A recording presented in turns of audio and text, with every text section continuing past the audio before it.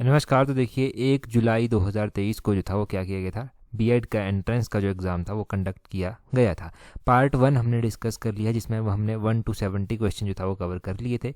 अभी रिमेनिंग के क्वेश्चन जो बच जाते हैं वो पार्ट 2 में जो है वो सारे के सारे कवर कर लिए जाएंगे। पार्ट 1 का लिंक आपको नीचे कमेंट बॉक्स और टेलीग्राम चैनल दोनों पर मिल जाएगा। अभी पार्ट 2 देखिए, यहाँ पर बोलते हैं द पाई इज़ अ, तो बोलते हैं द नंबर पाई क्या है, पाई एक इरेशनल नंबर है। ऑप्शन डी जो है वो सही आंसर हो जाएगा। पाई इरेशनल नंबर है। 72 में बोलते हैं कि इसको आप सॉल्व करना है और बताना है कि यहाँ पर क्या आएगा, तो यहाँ पर VIJ ऑप्शन सी जो है वो सही आंसर आ जाएगा। ये ऑप्शन सी सही आंसर हो गया। 72 के बाद 73 देखें, बोलते हैं which word does not belong to other, तो 73 का क्या होगा, 73 का ऑप्शन बी जो है वो सही आंसर आ जाएगा। ऑन्स OUNCE ऑप्शन जो है वो बी सही आंसर हो जाएगा। आगे क्या बोलते हैं, आगे बोलते हैं यहाँ पर 73 के बाद 74 में बोलते हैं पेस्टोरल रूरल होगा, और इस तरह से बताना है कि कौन सा इनमें से जो पेयर है वो सिमिलर है, तो इसमें मेट्रोपॉलिटन और अर्बन हो जाएगा। ठीक है, ये आपको पता होना चाहिए था। 74 के बाद 75 देखिए, बोलते हैं साउंड का होगा कैकोफोनी यानी कि कर्कश ध्वनि, और 75 में जो है वो स्मेल का हो स्टेंच। ऑप्शन सी जो है वो सही आंसर आ जाएगा। गंध का हो जाएगा बदबू, है ना, ये आपने ध्यान रखना था। आगे आपके पास ये दिया गया था ग्राफ एक, इस ग्राफ को जो था वो सॉल्व करना था 76 से लेकर क्वेश्चन नंबर 80 तक। तो हर इक्वेशन को देखते हैं। 76 का जो है वो आपके पास 80% जो है वो सही आंसर आ जाना था। 76 का 80% सही आंसर आ जाना था। आगे 76 के बाद 77 अगर आप देखते हैं तो 77 का ऑप्शन सी 8990 ऑप्शन सी सही आंसर आ जाना था यहाँ पर। 77 के बाद 78 को अगर आप देखते हैं तो 78 का 2001 ऑप्शन डी जो है वो सही आंसर आ जाना था। 2001 यहाँ पर आ गया। 78 के बाद 79 को अगर आप देखेंगे तो 79 में 11.15% जो है वो ऑप्शन डी सही आंसर आ जाएगा। 11.15% इसका सही आंसर आ गया। उसके बाद आगे का देखेंगे तो 80 नंबर क्वेश्चन है, यहाँ पर देखिए 80 नंबर क्वेश्चन है, तो इसका 11.84% ऑप्शन बी जो है वो सही आंसर आ जाएगा। देखो कहीं पर कैलकुलेशन में ना थोड़ी सी भी गलती हो जाती है तो क्वेश्चन आगे पीछे भी हो सकते हैं। वैसे तो किसी क्वेश्चन में आपको डाउट है तो पहले बड़े अच्छे से चेक करना उसको, तभी कमेंट करना, और मुझे अगर लगता है कि कहीं पर कोई करेक्शन है तो कमेंट और टेलीग्राम दोनों पर जो है मैं आपको बता दूंगा। 81 का देखिए क्या होगा, 139 जो है वो ऑप्शन सी इसका सही आंसर आ जाएगा 81 का। 82 में देखें क्या बोलते हैं, 82 में बोलते हैं कि यहाँ पर क्या आएगा, जो स्पेस बचा हुआ है, तो 82 का ऑप्शन डी 588 जो है वो सही आंसर आ जाएगा। 82 के बाद 83 देखें, 83 का क्या हो जाएगा, 83 का जो है वो 5 फीट ऑप्शन सी जो है वो सही आंसर आ जाएगा।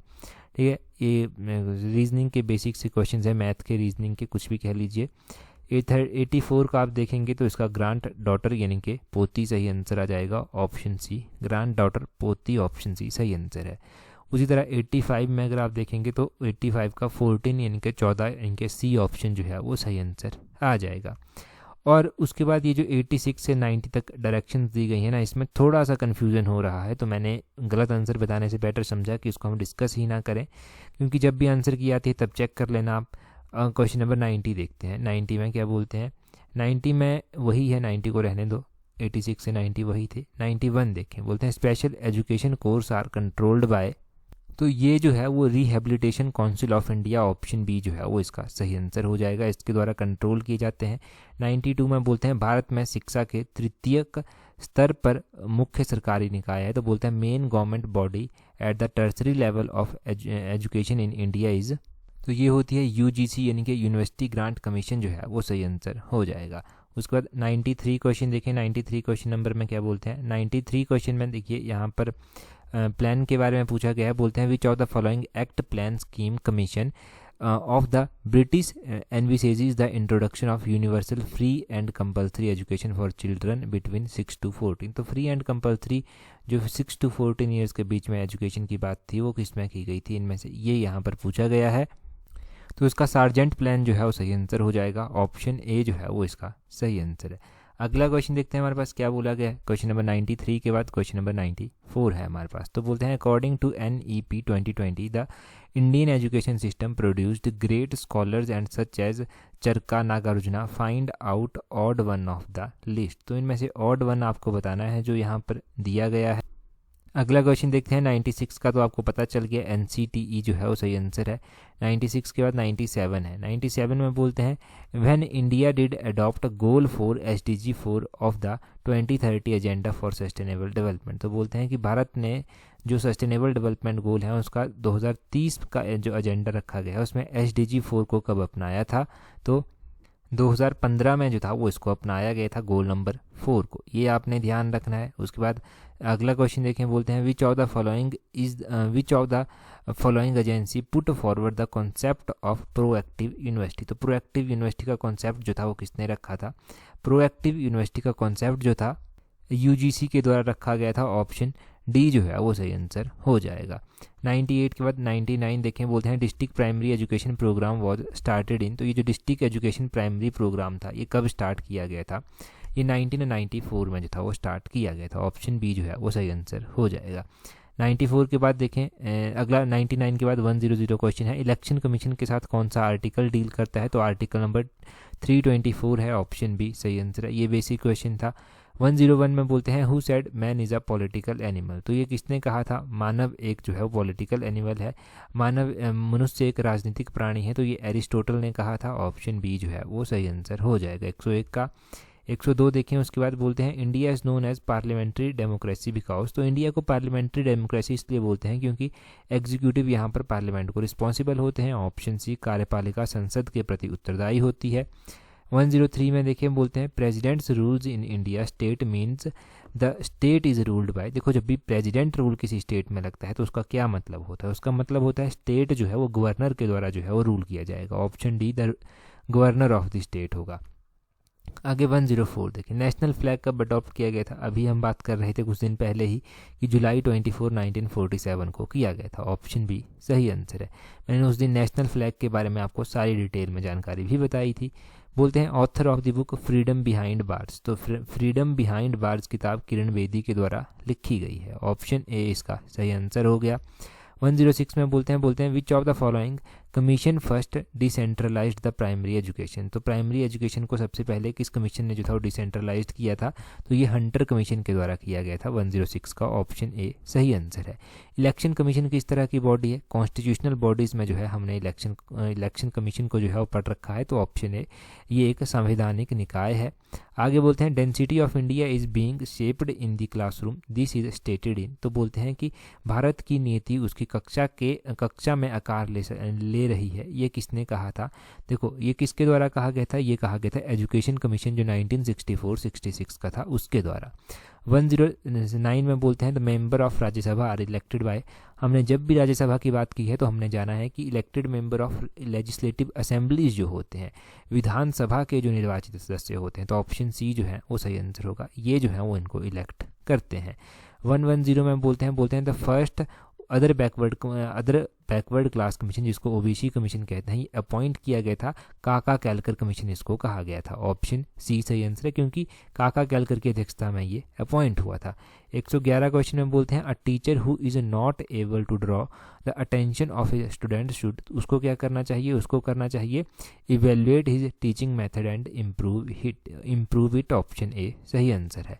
112 में देखिए क्या बोलते हैं if you get opportunity to teach a visually challenged student along the normal students what type of treatment would you like to give him in the class. तो आप क्या करेंगे आपको जो है अरेंज अ सीट करनी चाहिए in front row and try to teach at a peaceful convenient environment to him. ये करना चाहिए आपको। बेसिक ये टीचिंग के क्वेश्चन है। बोलते हैं which is not characteristics of learning. तो देखो लर्निंग का करेक्टरिस्टिक एक तो लर्निंग जो है मॉडिफाई बिहेवियर को करती है, सही है। कॉन्टिन्यूस प्रोसेस होती है, process learning is a process of growth and problem solving, ये भी सही आंसर है, तो इसका ऑप्शन बी सही आंसर होना चाहिए। इसको सही मान के अभी चलते हैं। आंसर की आने पर जरूर चेक करना, टेलीग्राम पर आपको आंसर की प्रोवाइड करवा दूंगा। बोलते हैं अगले क्वेश्चन में, बोलते हैं which of the following research type aims at immediate application. तो क्वेश्चन नंबर 114 का ऑप्शन ए एक्शन जो है वो सही आंसर हो जाएगा। 115 में बोलते हैं which of the following is the most important single factor in underlying the success of being teacher. तो बोलते हैं 115 का ऑप्शन सी सही आंसर हो जाएगा। Personality and its ability to relate to the class and to the peoples. तो 116 देखिए क्या बोलते हैं through which mental activity do we transform available information to reach conclusion. तो हम देखिए किस प्रॉब्लम को यहाँ पर इस्तेमाल कर सकते हैं, हम रीजनिंग का यहाँ पर इस्तेमाल करेंगे। ऑप्शन सी जो है वो सही आंसर होगा।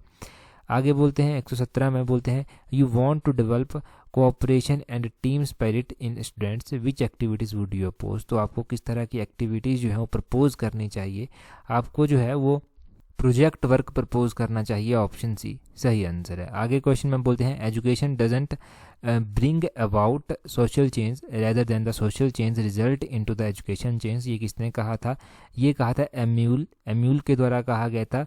दुखिम एल्यूम दुर्खिम जो है वो सही आंसर हो जाएगा। ऑप्शन बी सही आंसर है। आगे 119 क्वेश्चन नंबर देखें, बोलते हैं डेमोक्रेटिक टीचिंग मीन्स। तो डेमोक्रेटिक टीचिंग का क्या मतलब होता है, इसका मतलब शायद option D none of these होगा। अभी टेंटेटिव ही है, आगे फाइनल बाद में करेंगे। अगला क्वेश्चन देखें, अगले क्वेश्चन में क्या बोलते हैं 119 के बाद 120 नंबर क्वेश्चन है। बोलते हैं if a teacher is not able to answer the question of people he should. उसको क्या करना चाहिए, अगर टीचर आंसर नहीं दे पाता तो उसे कहना चाहिए कि वह परामर्श के बाद जो है वो जवाब देगा। ऑप्शन ए इसका सही आंसर है कि वो पहले जो है वो थोड़ा एडवाइस कर लेगा क्वेश्चन के बारे में, उसके बाद जो है वो क्या करेगा, जवाब देगा। आगे 121 में बोलते हैं यहाँ पर अथॉरिटेरियन लेवल टीचिंग इज। तो ये जो है तो ये टीचर सेंटर्ड जो है वो होता है। ऑप्शन डी इसका सही आंसर है, शिक्षक केंद्रित जो है ये होता है। आगे बोलते हैं the most important challenge before a teacher is. तो टीचर के सामने जो सबसे बड़ा चैलेंज होता है वो क्या होता है।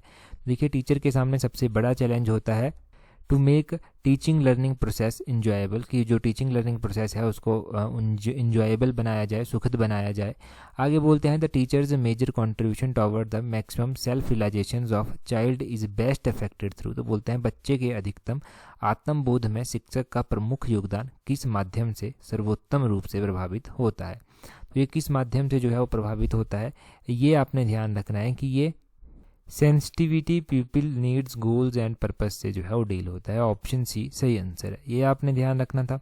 अगला 124 है, बोलते हैं schools are basically socially institution because. तो बोलते हैं स्कूल जो है वो बेसिकली क्या है, बेसिकली ये सोशल इंस्टीट्यूशंस हैं। क्योंकि इसका सही आंसर हो जाएगा they preserve and instil in future generation values of our climate. Option A जो है वो इसका सही आंसर हो जाएगा। आगे देखें, इसके बाद नेक्स्ट क्वेश्चन है 124 के बाद 125 क्वेश्चन। यहाँ पर बोलते हैं when is the best time to evaluate student perform. तो स्टूडेंट की परफॉर्म को जो है वो इवेल्युएट करने का बेस्ट टाइम यहाँ पर पूछा गया है कि बेस्ट टाइम जो है वो कौन सा है। तो ये बेस्ट टाइम जो है होता है थ्रू आउट द जो इंस्ट्रक्शनल प्रोसेस होती है उसी के दौरान जो है वो बेस्ट टाइम होता है, उसी के दौरान जो है उसको इवेल्युएट किया जाए। बोलते हैं इंफॉर्मेशन हाईवे और नेट इज। तो ये क्या है, इंफॉर्मेशन हाईवे क्या है, ये जो है इंटरनेट है। इंटरनेट अब कौन सा इंटरनेट है ये आपको ध्यान रखना था। तो ये INTERNET ऑप्शन बी जो है ये सही आंसर है इसका। आगे देखिए क्या बोलते हैं 127 में, बोलते हैं which of the following is not level of teaching learning. तो बोलते हैं इनमें से कौन सा जो है वो टीचिंग लर्निंग का लेवल जो है वो नहीं है। जब नहीं आपसे पूछा गया है तो यहाँ पर डिफ्रेंशिएशन लेवल नहीं है। आप ध्यान रखें रिफ्लेक्टिव लेवल भी होता है, मेमोरी लेवल भी होता है, और मेमोरी लेवल के अलावा अंडरस्टैंडिंग लेवल भी है। तो ये आपने ध्यान रखना था। अगला 128 क्वेश्चन क्या है, बोलते हैं the introduction of career course in school and college aims at. तो बोलते हैं जो इन स्कूल्स में स्कूल्स कॉलेज में जो है वो कैरियर कोर्सेज चलाए जाते हैं, उनका क्या उद्देश्य जो है वो होता है। देखिए उनका उद्देश्य बड़ा ही सिंपल सा होता है। क्या उद्देश्य होता है उनका कि बच्चों में जो है वो क्या किया जाए, बच्चों में डेवलपिंग की जाए ability, intelligence, choice for jobs, उनकी जॉब्स के लिए चॉइस की जो एबिलिटी होती है वो की जाए डेवलप उनमें। 128 का ऑप्शन ए है।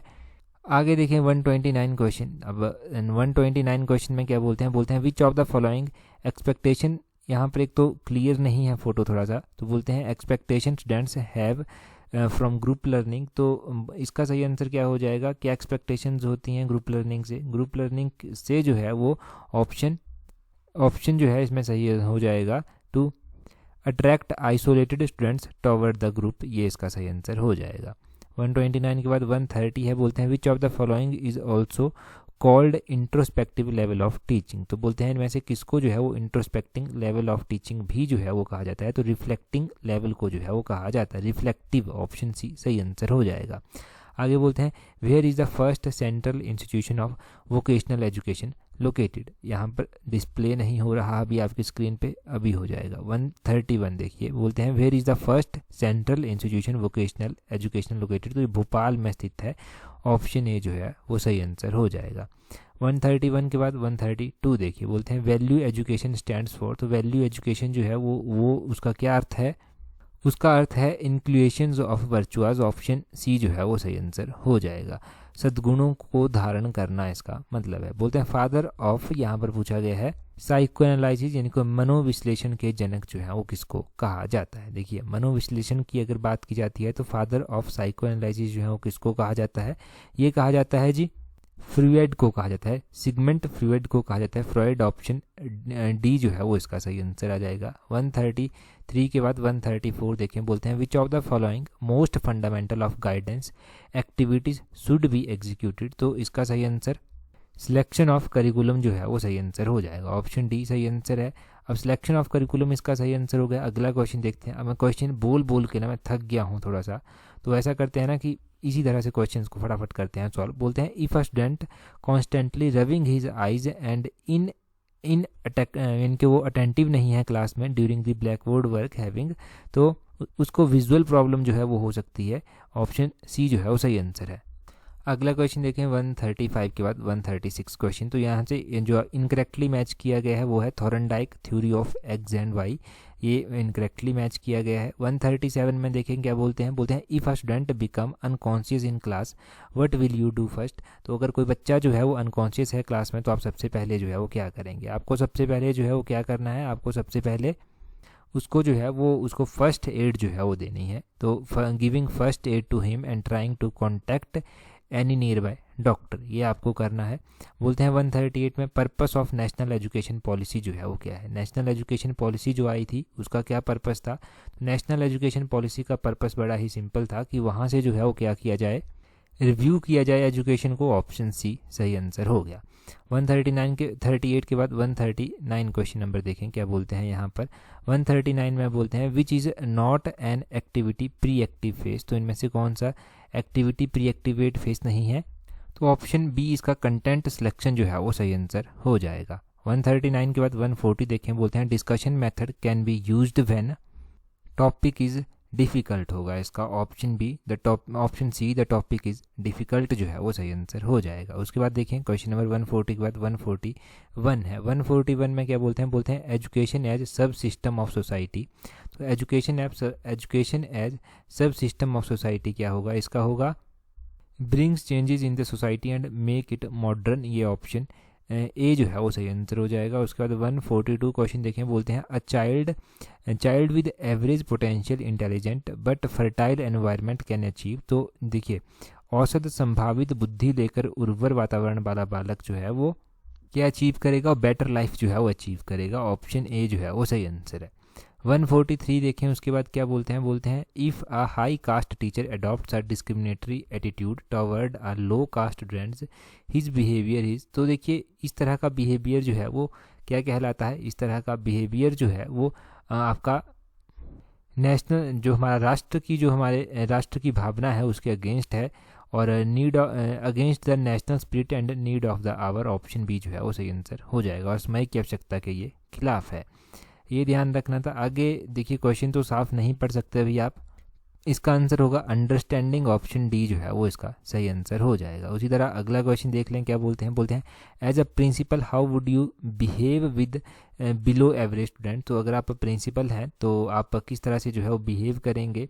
देखिए प्राचार्य होने के नाते जो है वो आपको जो बिलो एवरेज स्टूडेंट हैं उनके साथ जो है वो बड़े ही जनरल तरीके में आप कहेंगे जेनरसली जो है वो बिहेव करना है। ऑप्शन बी जो है वो सही आंसर हो जाएगा। उसके बाद देखें 146 बोलते हैं यहाँ पर माइक्रो लेवल टीचिंग के बारे में पूछा गया है कि वो माइक्रो लेवल की जो टीचिंग है वो किसके लिए जो है वो यूज़फुल है। तो वो higher classes and primary classes दोनों के लिए जो है वो यूज़फुल है। ऑप्शन डी इसका सही आंसर होगा। आगे बोलते हैं which of the following is also called lowest level of teaching. तो लोएस्ट लेवल ऑफ टीचिंग जो है वो इनमें से किसको बोलते हैं।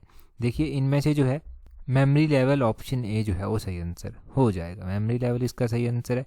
उसी तरह अगला क्वेश्चन देखें, क्या बोलते हैं black board can be included in which group category teaching ads. तो ये ब्लैक बोर्ड को देखते हैं तो ये किस तरह की एड हो गई, ये विजुअल एड आएगी। ऑप्शन बी इसका विजुअल एड जो है वो सही आंसर हो जाएगा। उसके बाद अगला क्वेश्चन देखें, बोलते हैं यहाँ पर determinant of teaching skill training पूछा गया है यहाँ पर। तो ये डिटर्मिनेंट इसका क्या होगा, इसका डिटर्मिनेंट जो है कंपोनेंट्स, ऑप्शन ए जो है वो सही आंसर हो जाएगा। कंपोनेंट्स इसका सही आंसर हो गया। अगला क्वेश्चन भी थोड़ा ऐसे ही है, मतलब दिख नहीं रहा साफ साफ, परंतु इसका ऑप्शन ए सही आंसर हो जाएगा। क्या persuade them decently not to waste their time in filthy jokes. तो ये जो है वो सही आंसर हो गया। पार्ट 1 का तो मैंने आपको बता दिया है कि हम सॉल्व कर चुके हैं, देख चुके हैं। पार्ट 2 अभी हमने सॉल्व कर दिया। टेलीग्राम पर कैसे ज्वाइन करेंगे, टेलीग्राम पर ज्वाइन करने के लिए अपने टेलीग्राम से @allexam31 इस तरह से सर्च करना, टेलीग्राम चैनल जो है वो मिल जाएगा। That's all for today. Thank you very much for watching and listening it very patiently.